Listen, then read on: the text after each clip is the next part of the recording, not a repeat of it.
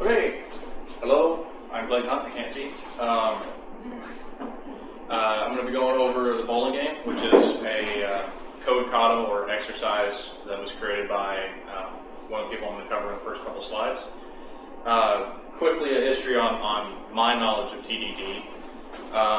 This guy, Roy Osherove, he wrote a book, I think, mid to late 2000s, The Art of Unit Testing, and it covers just how to get into unit testing. The biggest takeaway from the book is his naming convention. He actually says something to the effect of, imagine that a serial killer is reading your code and they are real particular about names. So you got to make sure that your names are understandable and that they make sense to the next guy coming along, or girl. And then I found Robert Martin, or Uncle Bob, and he actually called the meeting that created the Agile Manifesto. He's huge into testing, and this is actually his code kata bowling game. He did it with another individual in like 1999, and he's been teaching it ever since. And then lastly, Kent Beck is actually the inventor of TDD. Found him more recently. He has a book which is just, I believe it's unit testing, but I can provide a link later to anybody who needs it. And those are the individuals that have affected the way that I decide to write tests and have been able to learn from. Going into the bowling game, these slides were actually provided by Uncle Bob. So, typical game of bowling is this one right here. The way that bowling is scored is you have 10 frames with 2 balls for almost every frame except for the last one, which can have up to 3. The score is the 2 rolls added together for each frame. So in this first frame, they roll the 1 and then they roll the 4. The score is 5. We continue on in this third frame. A spare is scored as 10, because they knock down all 10 pins, plus the first roll for the next frame. And that gets added in, so this was 14 plus 10 is 24, plus the first ball, 5, which makes it a 29. And then the strike, which they got in the 4th or 5th frame, is actually scored as 10 plus the next 2 balls. So here they did a terrible, terrible job. They rolled a 0 and then they rolled a 1. So you only get 10, so 59 plus the 1 makes it 60. And then the game continues. In the last frame, if you're able to score a strike or a spare in the first 2 balls, then you actually get to roll 3 balls with the same scoring mechanism as the rest of the game. So if we were to cover if we were going to make the program, then generally we'd sit down and we'd think about how we want it to be designed, which you should always do. And our requirements for this one are that we have a game class, and the game class must have a roll method that takes the number of pins that you knock down with that particular roll, and then a score class which will score the entire game. For this demonstration, we're only going to cover valid rolls. So we're not going to put in that they rolled 12 on one roll, because you can't do that. We're not going to put in that they rolled a -3, and we're not going to worry about if they roll a 3 and then they roll a 10. So we're only going to deal with valid inputs for this, because if we did the other parts, then this would take 2 or 3 hours to really cover properly. But you should always do those, and in fact you would actually do those before you do the valid case, so that you make sure you cover all your edge cases. So a little bit of design. We got the part that we're required to have, because that's the interface that the person making the UI needs. And then, if you think about it, the game has 10 frames. So we have game object, 10 frames on that object, and each frame has between 1 and 2 rolls, except for the 10th frame, which could have 3 rolls. So the way in OO that we deal with a class that has most of the behaviors of another class but needs a little bit extra. We make a subclass. So we have a subclass 10th frame, which has one more role but inherits from the normal frame object. Then, if we think about how we want to store the game, in order to store the game, we need to loop through the frames and get the score for each frame. So that means that we need a score method on the frame object. But it's a bit more complicated than that, because in the spare case and the strike case, we actually need to know what's in the next frame, or possibly even 2 frames if they got 3 strikes in a row. So we need a pointer to the next frame, and we can get that this way. So we'll just have a reference to the next frame in the collection. And that's the design that we would probably sit down and create if we were just given this and said, go make some code. We could go off and create that. It might take a week, and come back and it would work, and everybody would be happy, and you feel like you accomplished a lot. But it could be a lot easier. So in unit testing, we do things a little strange. Instead of obeying the design that we came up with, we use it as a guideline, but we don't adhere to it. We don't force the design into the code. To create a unit test project in Visual Studio, can you guys see that? Do I need to switch to light theme? Everybody see that? Can we see it on the thing? Sort of. Alright, I might switch to light theme here in a second. But, so, to create a test project, which you would need to do for C#, under C# in the drop-down, you go to test, and then we're going to create a unit test project.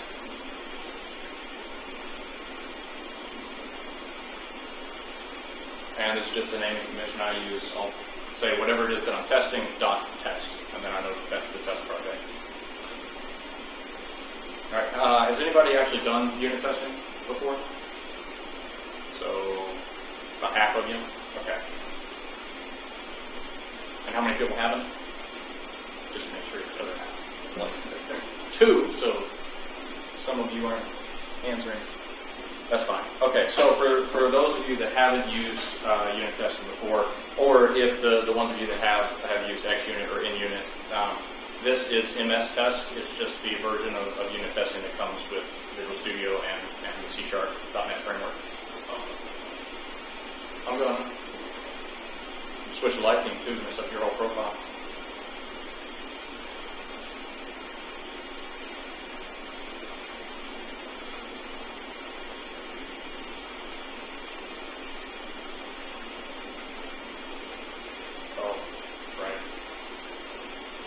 I don't know about you guys, but I spend most of my day sitting in the dark. Fancy colors. And 18 should be good. There we go. Can everybody see that now? Yeah. Don't all speak at once. That's good. Alright, so to name our test class, the only feature we have really is a full game of bowling. So I'm just going to call it bowling game. Now, the 2 attributes here you can see, the test class and test method, those have to be on the classes, or the runner that's built into Visual Studio won't recognize it and won't run. If you take those off, then they're just normal C# classes. So for our first test, we need to make sure that things are working. We want to test for both failure and success of a test. We want to make sure that the system, we've got everything wired up and configured correctly. So for unit testing, you'll do assertions, and these are slightly different in every framework, but for MS Test, it's assert, dot, and then you have all these static methods. One of them is fail, which is what I'll use right now. And now to run the tests, there's you go to the test menu, run, and a run all tests, and there's a shortcut next to it, which you guys probably can't see very well, and it is Control R, A, or Control plus R, A. So we can run that afterwards. So right now it's building, compiling, and then it's going to pop open another tool window, This one. Come on. Alright. I'm going to pin that and stick it down at the bottom. That way we don't lose it. Okay, so the red bar means failure. That's good in this case. We wanted it to fail. If it hadn't failed, we'd have a problem. The default state of any test is to succeed, which I disagree with, but that's the way they're all built. All the frameworks do this.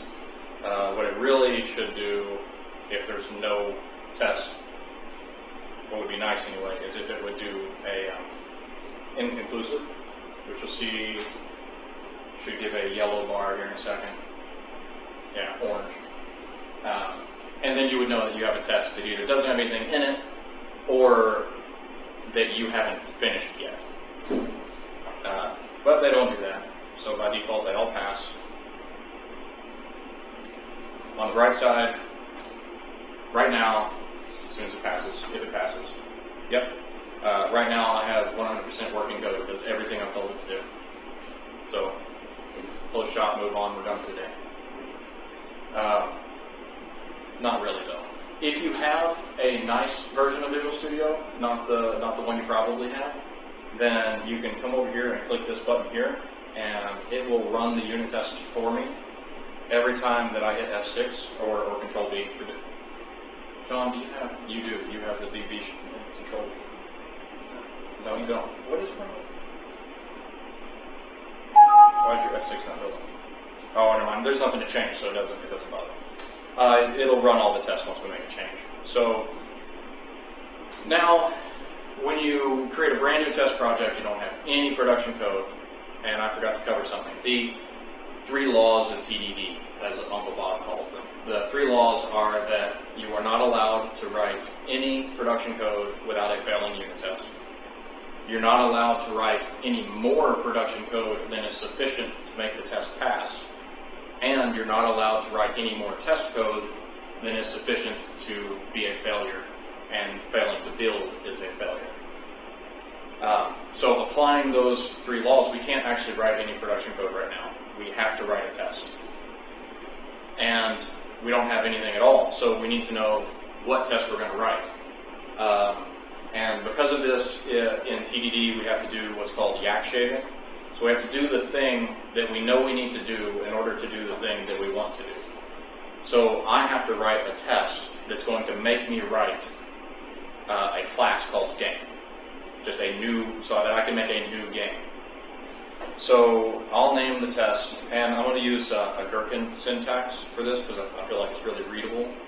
Gherkin is given some action, or given some arrangement of values, when I take some action, then I get a result. So in this case, since we want to make a new game, so given game variable when new game, then game. And that's just so that we can start our program. There's 3 parts to a test. There's the arrange, the act, and the assert, which some people completely replace, and they replace it with the Gherkin. So in that case, there'd be the given, the when, and the then. This test is really going to only have an arrange because we're just forcing ourselves to be able to write new game. So the way that we can do that is game, don't help me out, Visual Studio, game equals new game. Alright, and then for anybody lucky enough to win our ReSharper licenses, or well, JetBrains licenses that we have, you can do this a lot easier than anyone who doesn't have it. So Alt-Enter, and then it gives me an option, and I can say create game, and it just makes the game class for me down at the bottom without me having to type it manually. So now we have a game class, and we had to do this much just so that we could get started. But if it passes, then we have our first test successful, even though we didn't assert anything. If you want to, at this point, you can actually assert that game is not null. And even though it's a bit silly in Visual Studio, or C# rather, because you can't actually make the new game at all. It'll blow up if you can't. Then, but you can do it if it makes you feel better. So the next thing that we need to do is we need to come up with the simplest possible test case for our bowling game. And in this case, I'm going to say that's the gutter game. It's all zeros. The score should be 0. There's like no math involved or anything. So to get that going, we have to write test method, public void, and then, so given gutter game when score, then 0. I'm going to replace it with the number. Alright. So now we have to arrange, act, and assert this test. So we need the game, so game equals new game. And then we need to roll 20 gutter balls because each frame has 2 balls. For a complete game, 10 frames, 20 balls. So for var I equals 0, I less than 20, I plus plus. And then we're just going to call roll on the game object 20 times with a 0. And at this point, it doesn't compile. So we have to stop and we have to go make it compile. Again, using ReSharper, I could go type this by hand, but it's easier with ReSharper. I can Alt-Enter, and then I get to create a method. And void is fine, int is fine. I'm going to rename this to pins so that we're properly representing the thing that we're doing.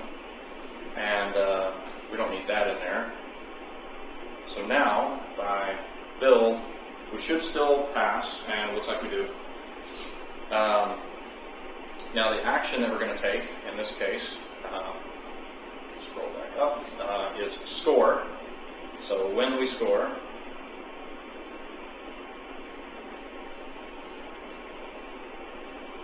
why it is not capital. Alright. And again, I have to stop. We have to go create score. So again, using ReSharper, Alt-Enter, Enter, and it creates that, except for we need the score to return an integer. So just do that real quick and get rid of that. Now, if we have to return some kind of integer. It's not nullable. And in this case, we have to cheat a little bit. We don't want to return the default value. We want to return something that should make the test fail. We always want to see our tests fail because if we don't see them fail, we don't know that they were actually running the code that we thought they were running. And that will bite you. The second you think that you can go, oh, I've been doing this for years, I can skip that part, it bites you. And then the code that you thought was running isn't running, and it doesn't do what you expected it to do. So I'm actually going to return a -1 to hopefully force a failure. And now, if we assert r equal, and for this you put the expected value first, and then you put the value that you're testing. And when we build, and I'm missing something because that should have failed. Returning a -1, game, roll, game score. Are we running this? Test method, public void. I hit F6 to build, but I've got this box checked. It should have run the test. Let me run them manually. And that little box I think is failing me. Failure, awesome. So that's exactly why you want to see it fail though. Like we expected it to fail. I did the thing that I thought was going to run the test. It didn't fail. So I can skip that. And you know what? I'm going to start showing off the next tool because... Does it tell you the code coverage? No. Code coverage is a completely separate thing from MS tests. Again, if you get the JetBrains tools that we're going to offer, the tools actually provide you with if you get ReSharper Ultimate, it comes with .trace and .cover, and then you can get code coverage from those tools. Also, and this is my preferred method, InCrunch, which we're also giving out a license for. If we enable InCrunch, we say yes, run the tests alongside each other. We want to make sure that they can run concurrently. A unit test is only a unit test if it's isolated from the other tests. If I can't run my test all at the same time, then I'm doing it wrong. So run the test when changes are detected automatically, and then we just want to let our tests run. We don't want to ignore any tests, because again, if we have to ignore them, we're probably doing it wrong. They're not unit tests. And we finish that up. Oh my goodness, John. What's wrong with you? No, we don't need that window. I don't need that window at all. This other window here, however, I love. Boom! We have a failing test. I have a big red square on my screen that tells me I have a failing test. And I can fix that by changing 2 characters. Not going to hit anything else. 0. Passing test. Just like that. I'm done. Instant feedback. I can keep programming and just occasionally glance over there. And as long as I don't get ahead of myself, I'll know that I'm in the correct state. And what tool is that? This is in Crunch. So we're giving away a license. So fingers crossed, maybe one of you guys can win it. So now, and the part that, because you said code coverage. If I see a green dot, that line is covered. If I see a red dot, that line is covered and it fails. If I see a black dot or a white dot, depending on what theme you're in, then that code is not covered. So real quick and easy indicator to let you know if your code is actually being ran by a test. Which alleviates some of the issues with not seeing the test fail, but you still need to see the test fail. Quick Okay. question on that? Yes. That N-Crunch tool, it looks like it does a lot of on-the-fly processing. Does it give you performance impact with Visual Studio? On large sets of tests, yes. If you have a very large project with a lot of unit tests, that might be fine. Yeah, like 1,500, 2,000 unit tests, you'll probably notice it slowing down. There's things you can do to fix that. In the configuration, it has the number of threads that it can use. You can change the number of processors it has access to. You can change how much it's doing concurrently, and a new feature in, I think, version 2 is you can actually run a test server, and so it offloads all that processing to another machine on the network. You can also run public tests. So Yes. change. And it's actually pretty good at detecting which tests it needs to run. Right now we're running all of them, which is the preferred mode, but once you see it slowing down, you can switch and then it'll run one test, hopefully. You should only be changing enough to really affect one test, but 4, 5, 6 tests, and that's lightning fast. So, alright, so the third part to TDD, besides making them fail, making them pass, is remembering to refactor. And you want to keep your test code just as nice and pretty as you want to keep your production code. So even though we've only got, 2 tests, we need to go and check and see if we can refactor anything. And I noticed that we're actually making this game variable twice the same way. So we've got some duplication there, and we want to fix that. So what I'm going to do is I'm actually going to convert this method. I'm going to delete the assert, because like I said, that one isn't really doing anything. And I'm going to change this from test method to test initialize. And what test initialize does is it runs before every single test in this class. So it's kind of like, and you could use the constructor too. Test initialize is just the test specific way to do it, but the constructor does the same exact function. And then I always name my hello. I always highlight all the code completely. I always name my test initialize setup O, so that it's clear to everybody what it's doing.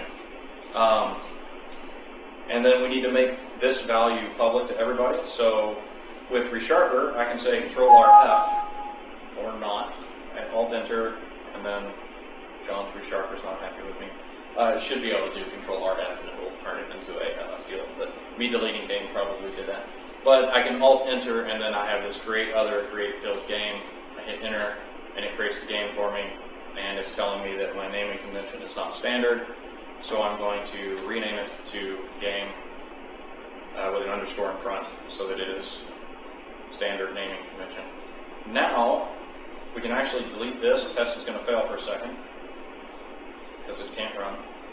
change that to an underscore, and change that to an underscore, and we should be good, and the tests still pass. So, Reshuffle would have done that for you too. yeah, I screwed it up when I deleted game in the first place. So now our tests are all passing, we've refactored. Is there anything else to refactor? Any duplication? Kent Beck says that the process of refactoring is just simply removing duplication, logical duplication and code duplication. Right now I don't think we have any more duplicate code. So we should be able to move along. You know what I did?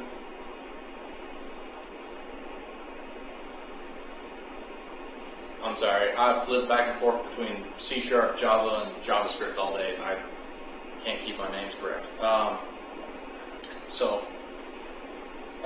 Okay. So the next test, we've got our gutter game, which is probably the simplest thing that you could possibly do. And in unit testing, you want to move up in complexity in as small increments as possible. The smaller the increment, the better job you're doing of unit testing. When you feel like you've made a large jump, it's kind of an admission that you don't fully understand the problem, or that you're still getting better at unit testing, which is completely okay. But the more you do unit testing, the better you'll get at breaking down the problems. Quick question. On Yes. the bottom right-hand corner, you've got the OK with the green box. Yes. Why does the diagonal keep changing? Okay. So this is actually the risk progress bar. And what it is this green, the darker green, is the risk that a test could fail at that point in time. So when you start running your tests, especially if you have a lot of tests, it'll start up high. What you really want to see, if we run this again, I can run them manually. Control R2. It's not going to do it. Alright. Generally, what will happen when you do that is you'll end up with a line that just goes straight across. Because at the beginning, you had a 100% chance that the test could fail, and there was only one test or whatever, so it finishes, and there's 0% chance that that test could fail. Once you have a lot of tests running, you'll see it'll go down relatively smoothly, and then it might go sideways, or it might drop directly or immediately, and then continue finishing towards the 0 point in the corner. And that's because certain tests, it has determined them to have a higher likelihood of failure. They're either high churn areas of the code, or if you end up testing something asynchronously, or you're testing a third-party library, like hitting the database. In my current workplace, I've actually seen the risk bar finish like 30% up, which tells me that even when the last test was finished running, the tool thought that there was a good chance that everything was going to go sideways, which tells me that the unit tests really aren't that good. You need to see it finish in that bottom corner. But that's all it is. It's just an indicator to let you know what the chances that your test could fail at that given point in time. So from this point, the next simplest case that's slightly more complicated and will hopefully make us write code and hopefully fail. Because when you write a new test, it should be something that's going to fail. There's no point in writing a test that's just going to pass.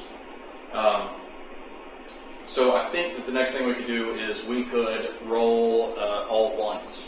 That way we'd get a score, but ones don't add any of the complexity of strikes and spares and the 10th frame. So I will... someone's going to get mad at me because I'm going to copy-paste. Well, it's almost the same test, right? I mean, it's like exactly the same test. Why would I not copy paste? There's only one difference in this whole test. Well, two differences. It's got a different name. So all ones. Then I should get a score of 20 because again, 20 balls. All ones, 20. And I'm gonna see if I haven't finished changing it, so it's passing because we haven't actually modified it. Now it's going to fail. It's going to get mad at me. No, it's not, because I'm still asserting 0. Now it's going to get mad at me. Which you should always call your shot, because if you get a result that you didn't expect, then you'll know that something's wrong. Either you don't understand it, or what you did is wrong. 20 and not 1. So what? In the assertion, should be 20, right? re-roll twice each frame. It should be. I would have caught that eventually. When I made the correct change and then my test didn't pass. But things like that. So the test checks the code, checks the production code, but the production code also is checking the tests.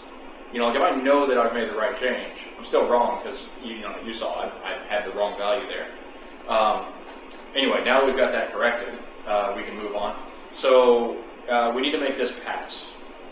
And if you come down here and you look at the code we have so far, well, we could try that, but the problem is that now the first test doesn't pass.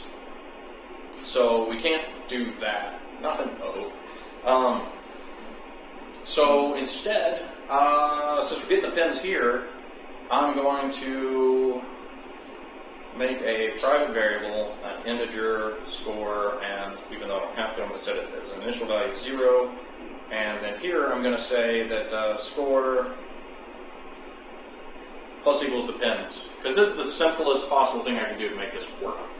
It doesn't have to be great, it doesn't have to be necessarily the right solution, you always be working towards the right solution, but this is the simplest thing I can do to get this to work, and I want my test to go from red to green as quickly as possible. I don't want to spend a lot of time in red. If my boss comes over and he says, hey, we need to deploy in 5 minutes, I need to be ready.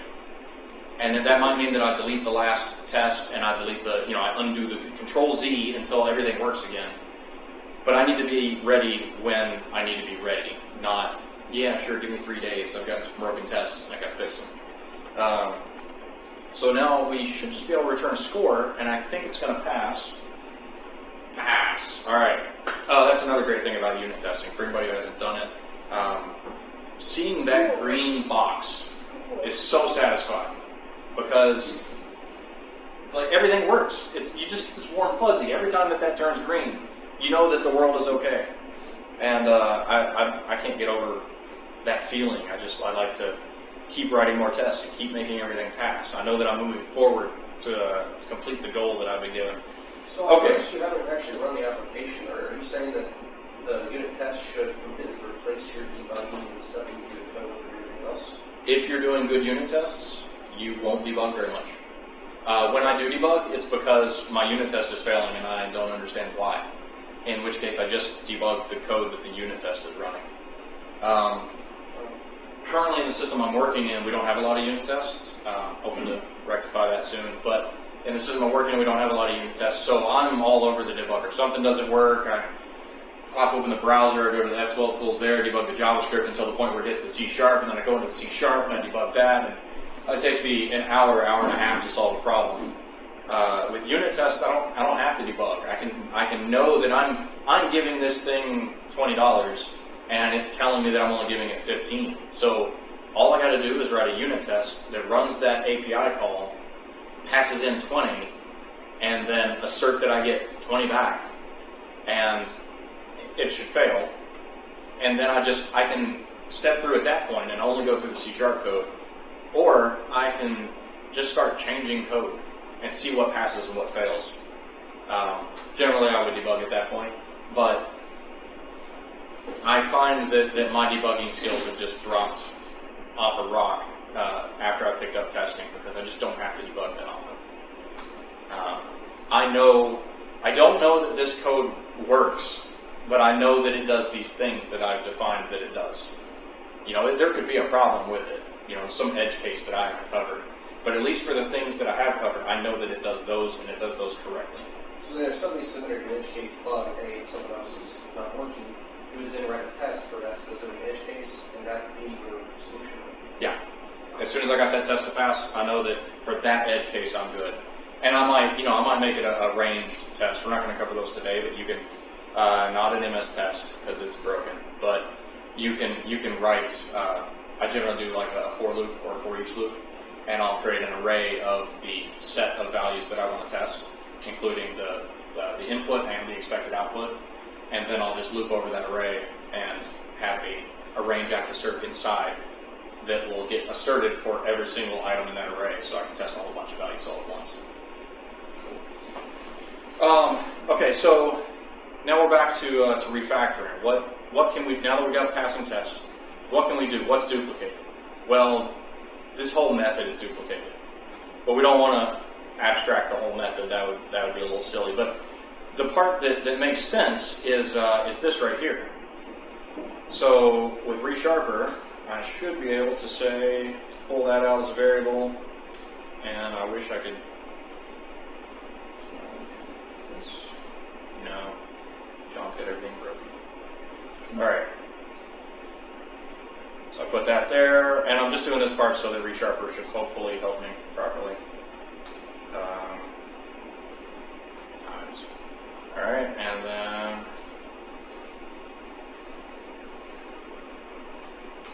okay. So should be able to highlight this and Control RM to extract a method, and I'm going to call this roll many. And then it seriously didn't, did it? It's supposed to recognize that code is basically the same as this code. So Control RI to put that back in, and Control RI to put that back in. So now I'm going to roll. I got those backwards. I want to roll. That was a Control Shift Alt and then left or right arrow, and I can change the argument style. And I'll do the same thing here. Alt, and then what I want to do is I want to roll 0 20 times. And that test still passes. So now, it's funny as it was passing before because I rolled 20 0 times. Just fun. So now I'll just delete this and just type it. So I want to roll 1 20 times and pass. Everything passes. Okay, great. I think that is all of the refactoring to do right now. I'm going to take this. Normally, like in production code, I would push these private methods down below the publics. But for this demonstration, and I want it out of the way, I'm actually going to push it up above the setup. So it's just not in our way.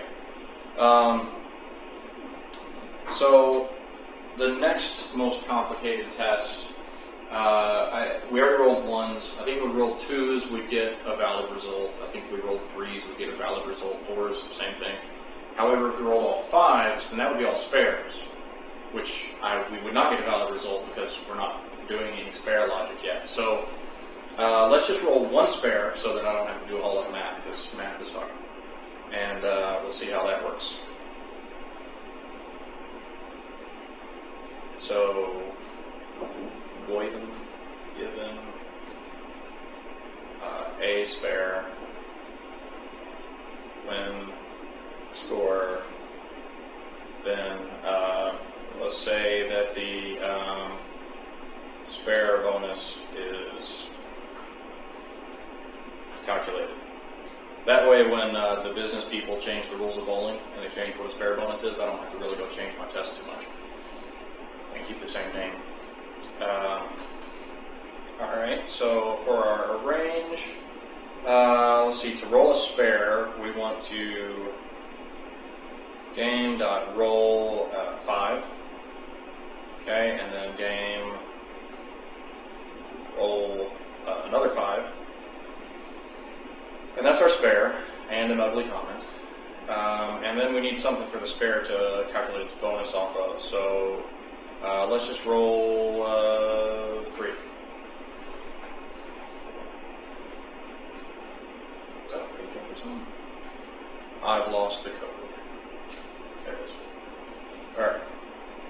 So for the action, this is going to be the same as the other ones. Kind of makes me want to abstract this, but I don't know that it'd be worth it. Assert and assert are equal. So for this game, we have the spare, which is 10 points, plus the next ball, which is going to be a 3, and I left something out. We can't forget to finish the game. Nope. Roll many. So there's we rolled 3 balls. There's 17 left. So roll 0 17 times. Now the game's complete. Back to the spare. So the spare is 10 plus the next ball, which is a 3. So that's 13 But then we got to calculate the next frame, which is the 3, so 16. Up there. 16. And score. Now this should fail, and it should fail for the right reason. Whenever we see a failure, the other ones weren't that complicated, but this one, and you guys probably can't see this because it's really tiny, but it says expected 16, actual 13. Anytime you have a test failure, I didn't do it with the first couple because there was only 2 tests, but when you have 1,000 tests and you get a test failure, you might think it's the test that you were just messing with, and it might be a different test, and then you'll spend half an hour troubleshooting why the test doesn't pass when that test actually does pass. And what you've done is you've changed the business requirements effectively, and what you really need to do is undo your change, go back to the business analyst and ask them, is this right? Are we actually changing the functionality of the code, and do I need to delete that test? Expected 16, actual 13. So now we need to go and try and figure out how we can calculate a spare. So coming down here, I could maybe do it in here. I'd have to add a flag, like a current ball, and then last ball, and if the last ball was the right thing, and then this ball is the right thing, then I need to do another flag to check for the third ball to come in so that I can add it to the score twice.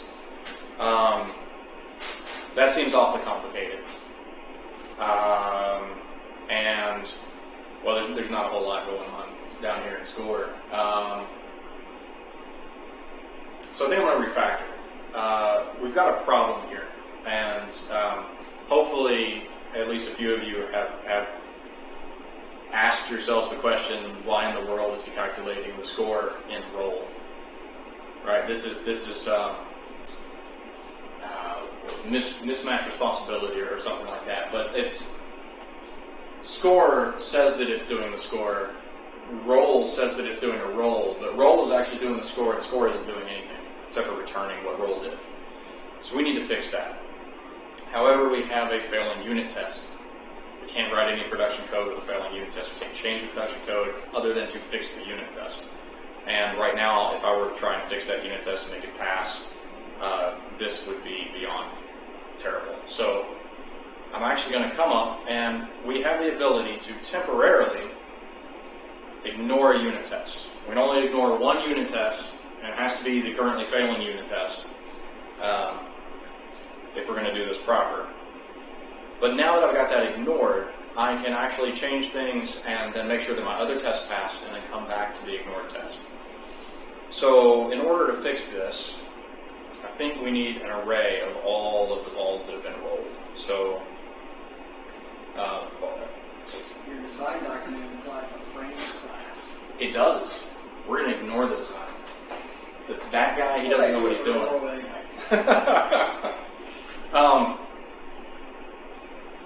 Sometimes you'll make the design document, and what you end up with will very much be the design document in code. Other times you'll make the design document, and then you'll do the tests, and you'll run through, and the design document can guide you, but always let the tests tell you what the code needs to do. And at the end of this, you'll see that sometimes the solution you end up with is way simpler, way easier, and way better than if you had gone and wrote those 50 classes in order to meet your design document.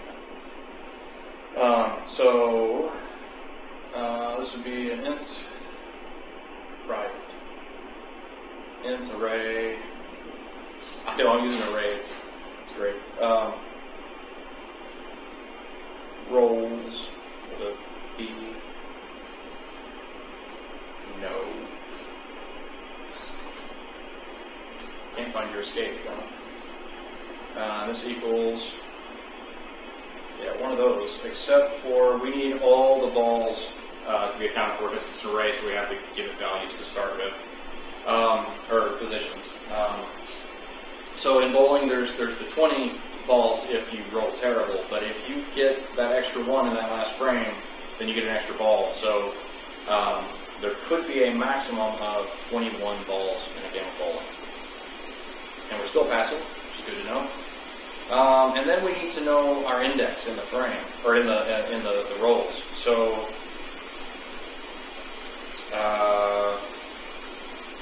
current ball, and we'll just make sure that equals 0, even though I know it equals 0. You never know, they might go and change the .NET framework break everything. Okay, so we're going to leave the score pins deal there for right now, because we don't want to break our tests. We want every change to keep the test passing. So let's see, if we say that rolls, the current ball, plus, some people don't like that, and some people do. I actually don't like that very much, but this is how the demo goes. Equals pins. So now we're sticking whatever pins we receive into the current ball in rolls. And then down here in score, we should be actually able to say for var I equals 0, I less than rolls.length, I plus, get over there. Alright, and then for each one of these we're going to say score plus equals rolls sub I. Alright, and then we return that. Now, all the tests are failing, and that's because this line is here. We don't need that line anymore. And hopefully the tests pass. All the tests pass. So now I've done a valid refactor. And now, the method that says that it's doing the scoring is actually doing the scoring, and the method that says that it's putting rolls into the game is putting rolls into the game. Alright? So now we go back up. We should be able to unignore this test now. And we should get a failure. We do. And we need to check. This should be the same type of failure. We hopefully didn't change the functionality, the behavior of the code at all. And expected 16, actual 13. So still the same failure. That's good. Now we can move along making this test pass. So come down here. Alright, so when we're scoring, if the current ball and the next ball are equal to 10, then we have a spare. Only if the current ball is not, or even. Right, we have to be on frame, right? So, one way we do that is we use modulus.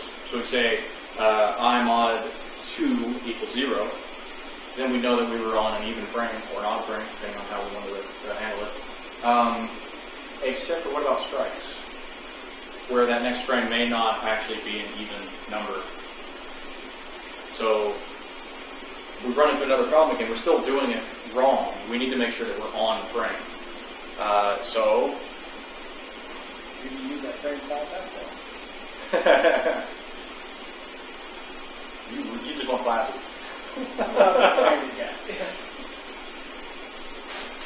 I am too. If this was me, like just sitting down and doing this problem, I'd probably have some classes by now. But this is, like I said, this is a demonstration that illustrates the effect TDD done properly can have on code, and it was done like 99.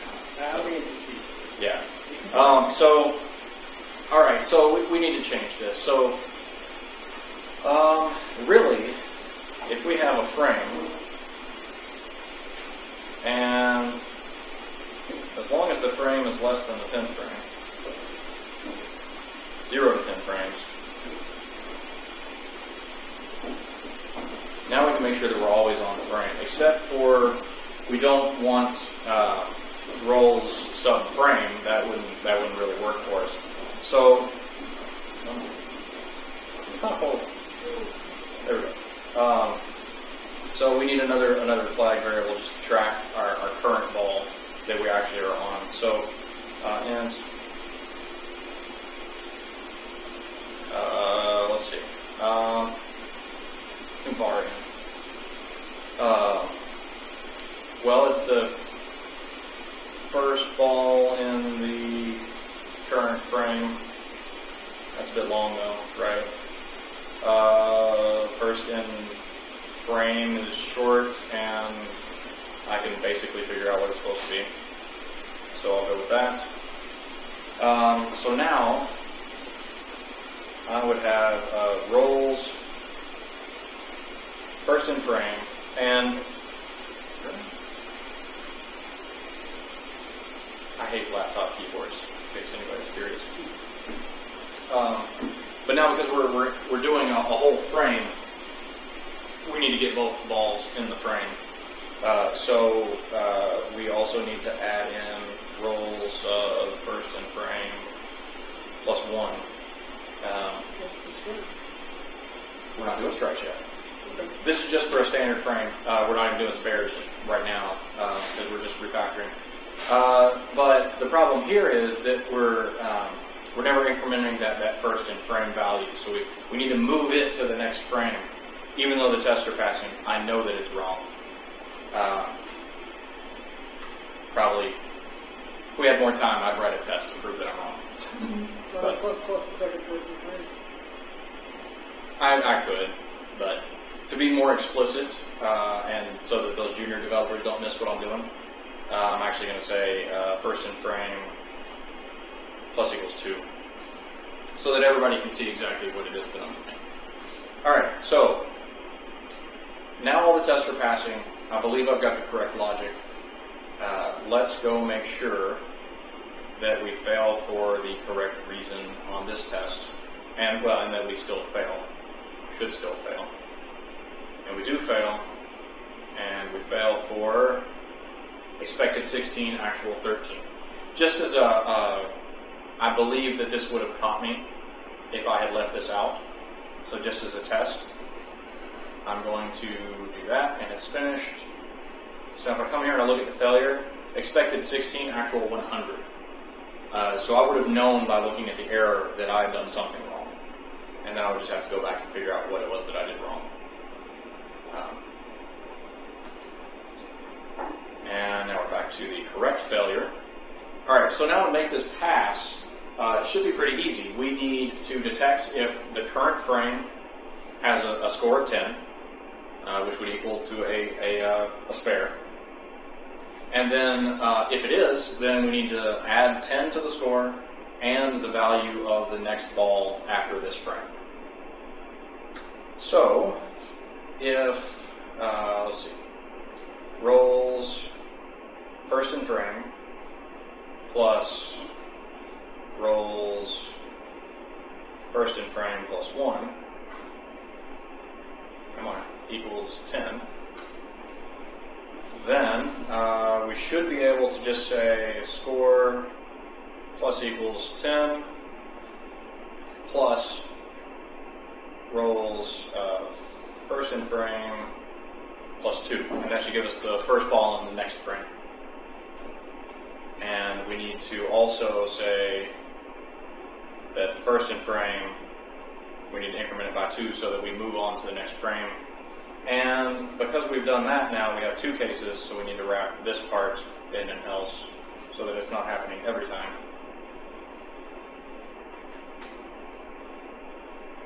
Which if I had let that just run, we would have gotten an index out of bounds. And we're passing.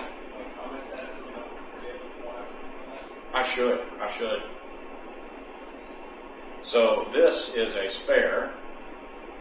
This is the first ball in the next frame. And this is the 2 balls in frame. Alright, so now all our tests are passing. We've got these ugly comments in here. Yes? What if it's the last frame? I don't know. We'll have to get to that later. Okay. So far, my test is passing. That's all I care about. My code works 100% for spares in the first frame.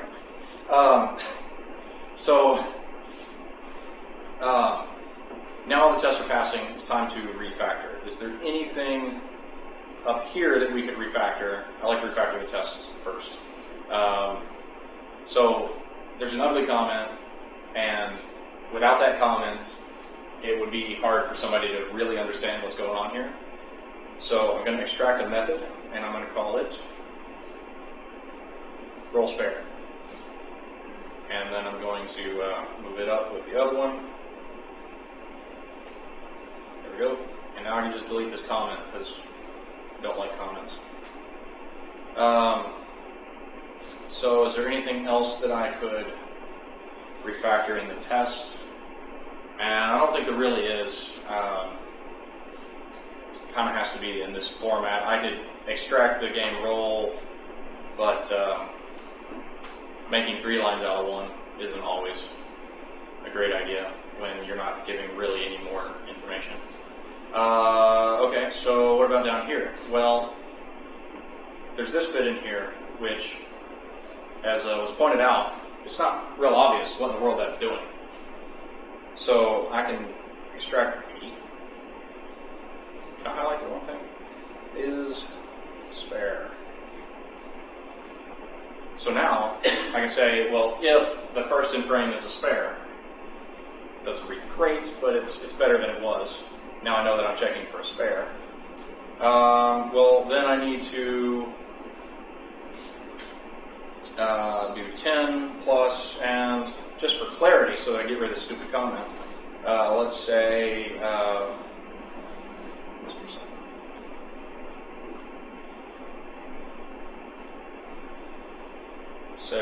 first ball in next frame,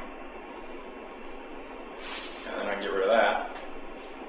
And then we come down here and we'll just say that this is the 2 balls in frame.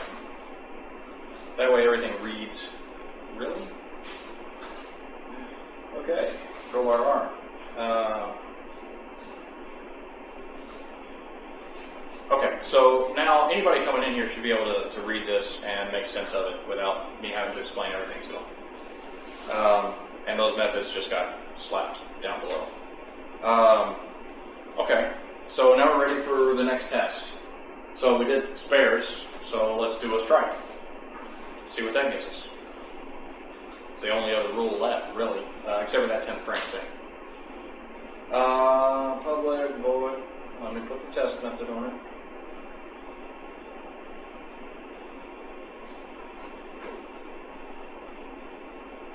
And if this was my computer and I had my computer configured correctly, I would have created a resharper snippet here, and then I could just type test in and it would do all this for me. But then you guys wouldn't get the fun of seeing me mess up. So given a strike, when score, then strike bonus is calculated.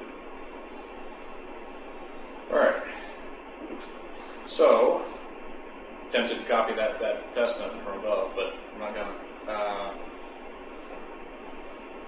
Alright, so to roll a strike, we need to roll a 10, and that's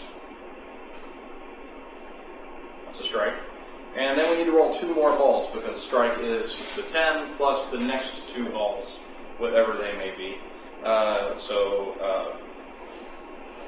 Get in there. Game.roll, and let's roll 2 and a 3.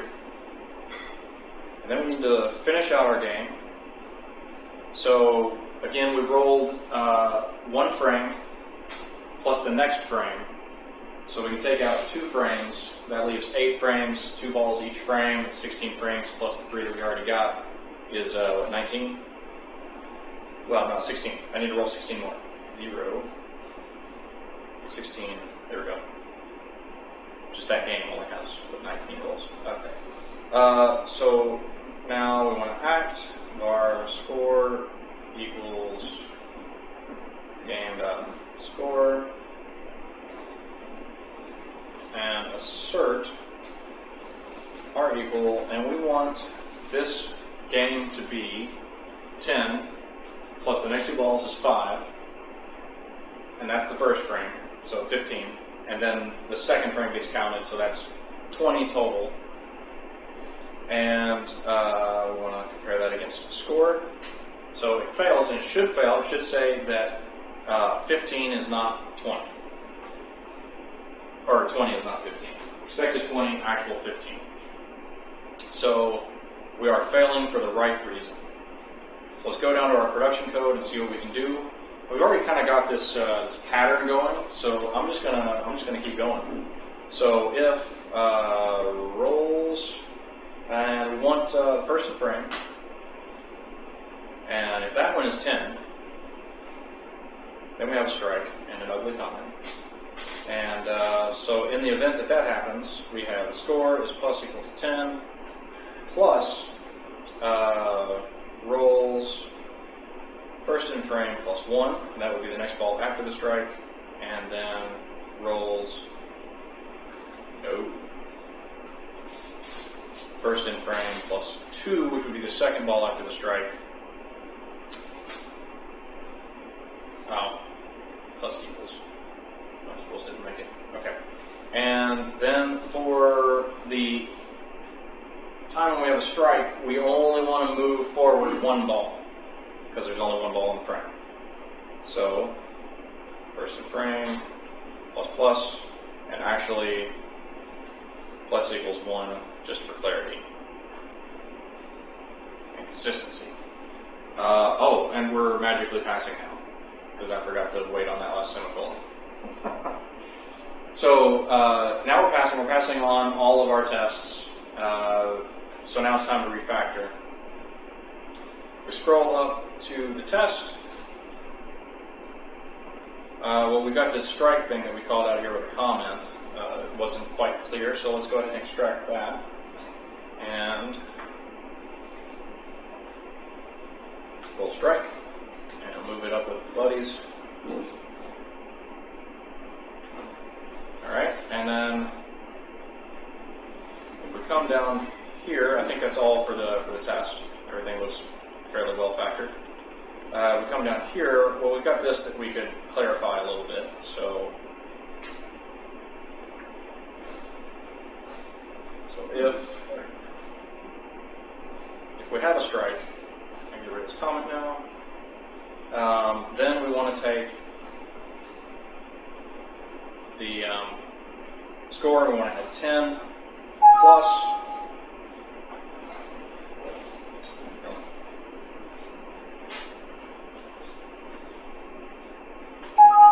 it hates me. Alright, do it manual. So plus the next 2 balls.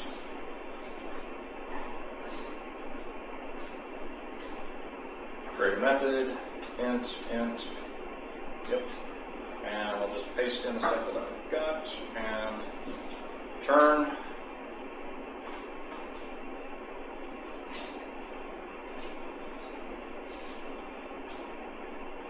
Okay. So we're still passing, and we've refactored everything. So, alright, so we've got regular rolls. We have at least one spare, at least one strike.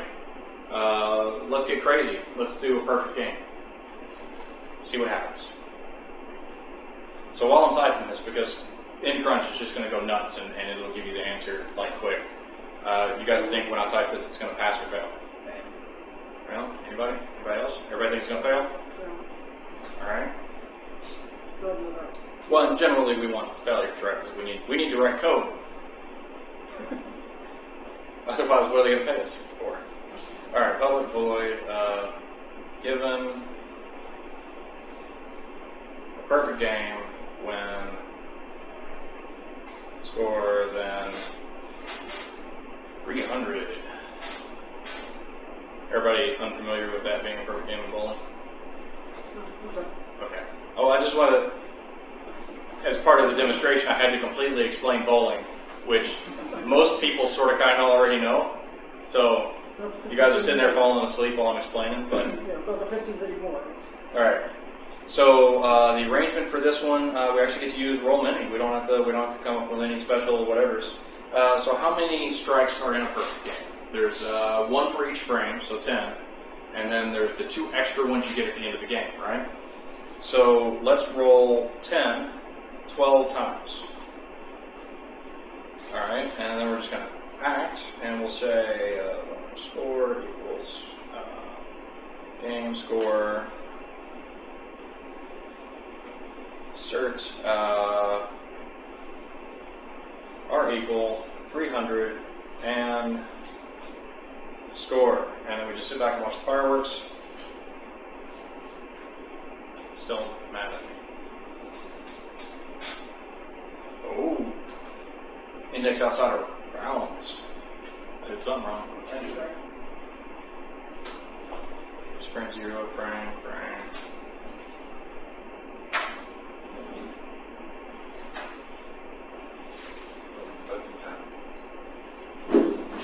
It is. You guys want to see how to debug on this? So with crunch, actually that's yeah. Well, it blew up on his spare, and we got an index out of bounds, which is not the result I would have wanted. I would have wanted score or actual or expected 300 actual something else, right? We don't actually want. You're already in the last frame, and then you're checking the next one. We are. Except for we only rolled 12 balls, right? And it's definitely not 21. So you get it to break, roll the debug. So if you're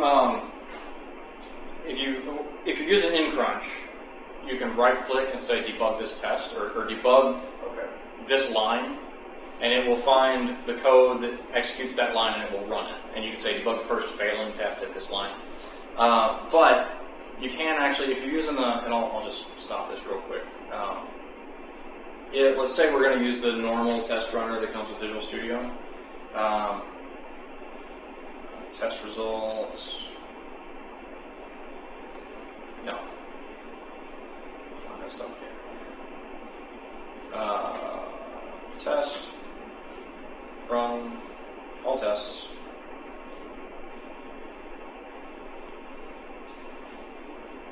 You can do it. Alright, so we have a failing test, right? So, if now we expand this, and let's say we want to break right here. So we can actually come to this test, and then we can say debug selected tests. And when we run that, it will run the code in debug mode, and then it will give us a break on that line. So now we're broken. So first in frame 1, that's probably not it. First in frame 4. Oh! No. I think I know what is going on here. Let me stop.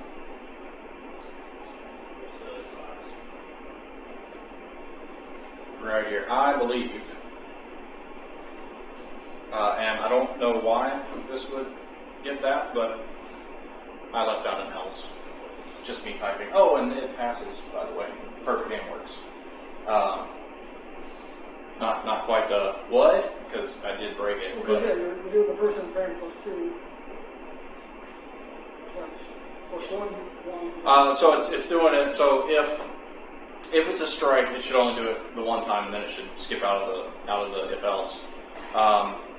Honestly, is spare should not have passed, because is spare is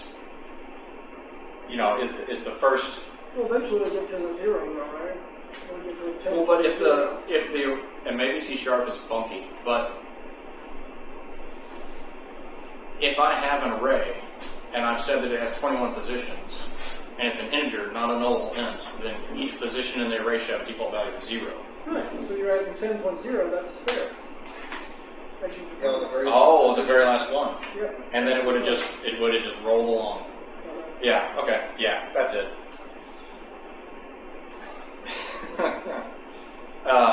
Anyway, so that's it. That's the whole thing, and it works. And it works for any game of bowling that is valid. Obviously, for invalid games of bowling, it would not work very well. And if you look at it, it reads just like the game, the rules for each frame, right? I mean, we're not doing it for each. I guess we could, but for every frame, if that frame is a strike, then the score gets added 10 plus the next 2 balls. Else, if that frame is a spare, then the score gets added 10 plus the first ball in the next frame. Else, then the score gets added the 2 balls in the current frame. I mean, it reads exactly like bowling. And if you had gone and you had made all those classes, no one would be able to discern the rules of bowling from those classes. They would have to go to the tests or go to where those things were being used in the UI to understand what in the world the rules of bowling were. This doesn't happen every time. Most of the time you come up with a design, and then the design you came up with is actually the design you get. And that's partially because we would force the design. Like once we've got an idea in our head, we're locked in. But if you take a step back every once in a while and do this kata to train yourself to think differently about your code, you might find that you could actually solve the problem a lot simpler with less code. I mean, this is like 13 lines? Less than 20? And we solved the whole thing. Or we could have had 1, 2, 3, 4 classes with a reference to the next frame in the frame class, which we would then have to populate somewhere as the frames were being added. It would have been nuts. So that's that. If I hadn't broke it at the very end, then you guys would have been like, what? It passed? How? But I broke it, so everybody was like, oh, okay. Are there any more questions? For want of an else. Yeah, for want of an else. It worked up to that point, though. But that's just another reason why you really need to write that last test. You got to write the verification test to make sure that everything works properly across the board. Does anybody have any questions other than what was already asked? Yes. So when we got me. When we changed it so that the game was part of the class instead of part of the method,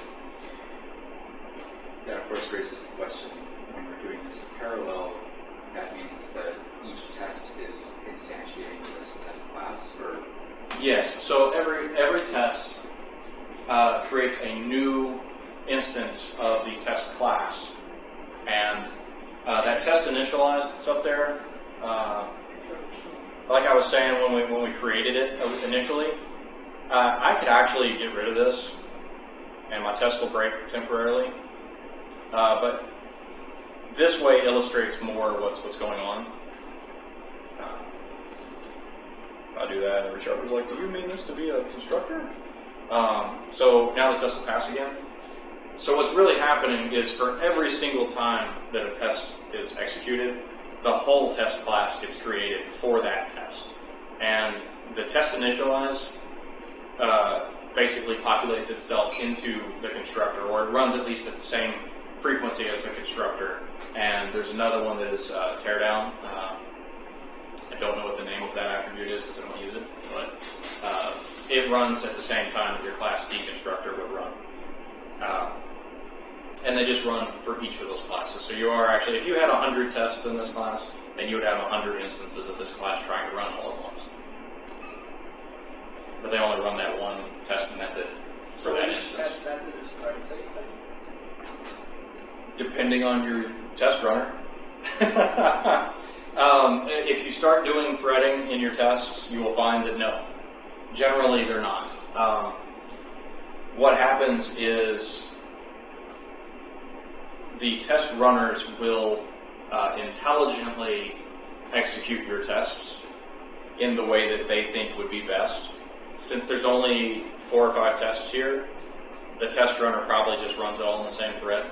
It'll run one, and then run the next one, and then run the next one. If you notice, every time I run these tests, they're not lightning quick. After the build finishes, you'll see them like they kind of inch along, and that's because they're running synchronously. I could configure it to run asynchronously, and then it'll put most of the tests on different threads. But if I've got 4 threads and 10 tests, then it will use the same thread to run 2 or 3 of the tests, and then another thread to run another 2 or 3 of the tests, and it will divide them up how it sees fit. So if you try to do not thread safe code, then you might end up with problems, and those are not fun to figure out. should know that already.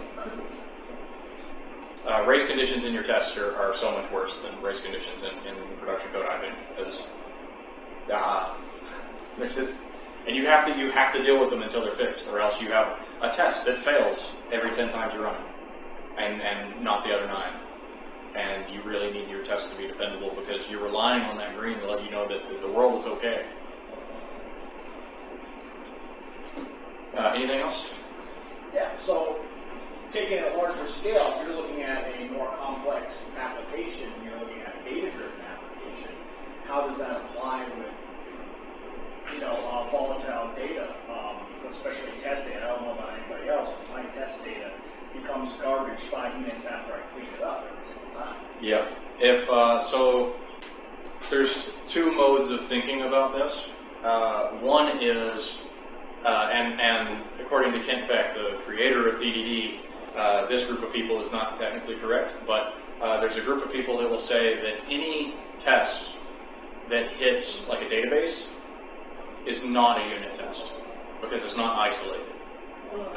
Kent Beck's actual definition is that the unit test is isolated from the other unit tests, not necessarily from the database. However, if you think about it, if they're all hitting a common database and they're all making changes to that database, they're no longer really isolated from each other.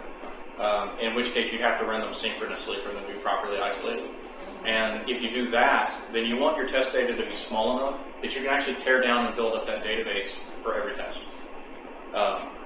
I don't typically hit the database when I'm doing tests. Most of my data interaction is with Entity Framework, and it has a few gotchas that you won't be able to really test without hitting the database, but for the most part you can get away with it. I'll create a fake context for Entity Framework that behaves mostly like Entity Framework, and then all my tests hit that, and it's just an in-memory data store. It's just a class with a bunch of lists in it. Yeah, and then my tests can run really fast, and they can run in isolation because each test has its own copy of that fake data context. You're probably not really concerned with really fake data.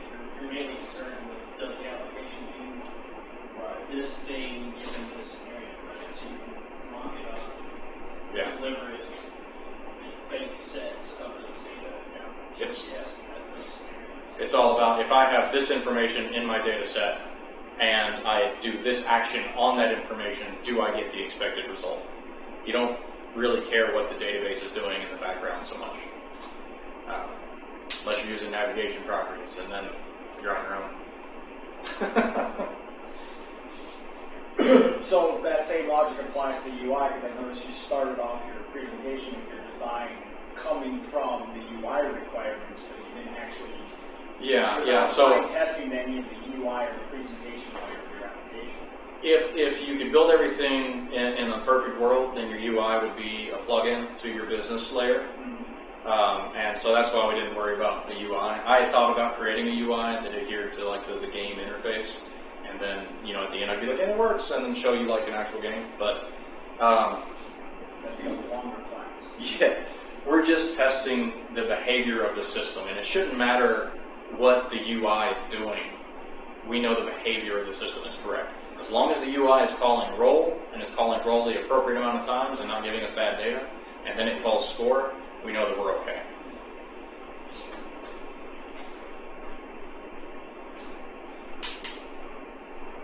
Anything else? Yes? Do you usually design tests for your user story first? Kind of just think of them, or do you really go one by one incrementally and just design one test and then write with the code, then design another one? So again, in a perfect world, and I find it difficult to get business analyst cooperation, but in a perfect world, I would have a user story that set up this bowling game.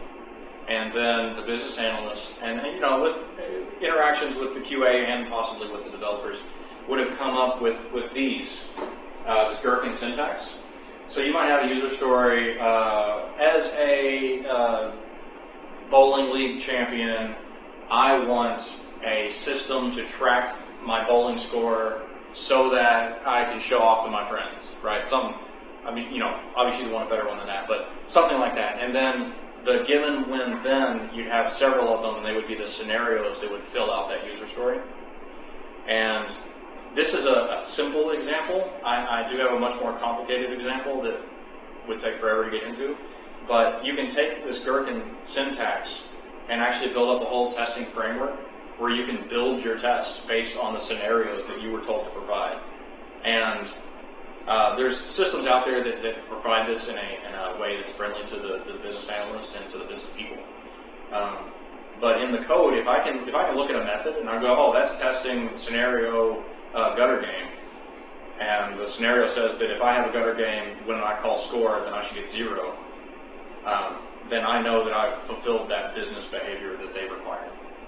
Okay, so basically, you're forcing the people to think, think and kind of to use. Sometimes I need a little sense.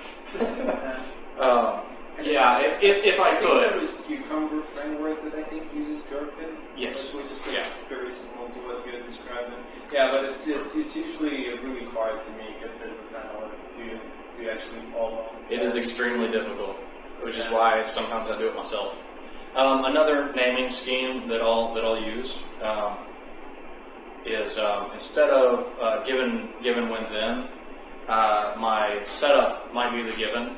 I'll just have all of my arrangement in the setup, and then each test would, so like given that, it being the system, it scores 0 for, it scores, so I might have a class that was gutter game, and in my setup for that class, I create the game, I roll a gutter game, and then my test would be, it scores 0, and that would be my whole test class, just the one test, and that would be it. If I had more scenarios that were in line with the same arrangement of values, like if there were more things that I could test with a gutter game, then I would have more tests in that one class. But then that breaks it out even more into a behavior-friendly system. I really like BDD over TDD, but BDD is just a style change on TDD, and it's just behavior-driven design. And do you usually tend to write tests for, a little scenarios which are a little bit more complex to set up? Like, for example, if you have API controls and MVC controllers, and you need to test that you get a right response for your request from your web layer, do you tend to write those, or do you usually test only the business logic and use, So I'll test API and MVC controls, but only to a point. You don't really want to test third-party libraries, and the .NET framework is a third-party library that you should be abstracting. Don't use datetime.now. Abstract it, call a function on a class, a method on a class, that will deliver you the correct datetime, something that you can then in your test override and provide a different value that you can actually test that your code does what it's supposed to do on February 29th at noon. But for the API and MVC controls, the part that I care about that I can't verify any other way really is if I call this path, or if I try to access resource X from a browser, I can't really test that in my business code. I just have to assume that it's working. But you can create what's called a walking skeleton, where you basically set up an OWN self-hosted API or MVC, and then you can make calls into it from your C# code, passing in the values that you want, making sure that it's a post method or it's a get method, and then you can get back the JSON string from it and double check that that is the correct object that you were expecting to get back from that call. But since all of my code in the API or the MVC controller is dependency injected, I will inject fake things that return stub data, just dummy data, and then I just check that I got the values that I put in there back, and then I'm not exercising my entire business layer just to check to make sure that if I call /user/name, that I get the correct value. Right, but but you still do this whole setup because the problem that we are usually running into that for junior developers, it's really hard to set up that kind of the control context or HTTP context there, and we have a lot of dependencies on controllers that you have to mark. So there's like a lot of kind of preparation work that needs to go just to test maybe some simple. Right. So the HTTP context is part of so I abstract it. I actually create a class that has an interface on it, and that interface is, let's say I need the some form value, right? So I create an interface for that particular controller method that's going to give me the form value that I need from the request. Then I implement a real version, which is, that actually hits the HTTP context and is injected at runtime of the MVC controller, gets the form value, passes it back on an object that represents the request that I needed, my request model, and then I'll pass that into my business layer and go down. In my tests, I create a test version of that interface that's going to hand me back the values that I want the test to operate on. So I completely abstract HTTP context. It's part of the framework. It's third party. I assume that it's going to do what it does. Okay.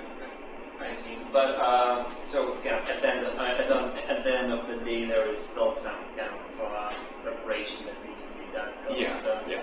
A lot of times, a higher level dev or a lower level dev with a few days to kill could go and create a lot of those things and basically make them dummy proof.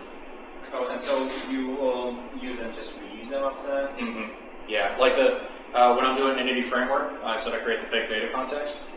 That is such a pain in the butt. I mean, it takes like a day or two to create that thing. Especially if you want to do synchronous. Right. So I created it once.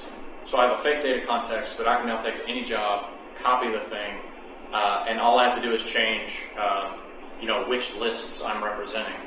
And then I have an iRepository and a fake repository of type T. And the iRepository of type T has a Entity Framework repository instance that will go and look at the Entity Framework context that it received as a dependency. It will go look at it, pull out the correct value, and operate it on it using Freddy operations. Create, read, update, delete. And then the fake repository does basically the same thing, but it does it against the fake context.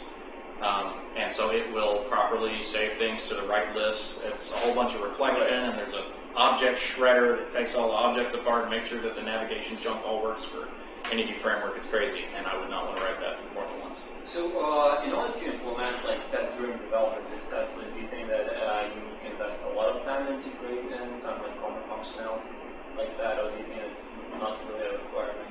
So all of those things were created because I needed them at that moment. I would start just like this. If I hit something and I need to test around it, I'll make an interface. I'll call the interface.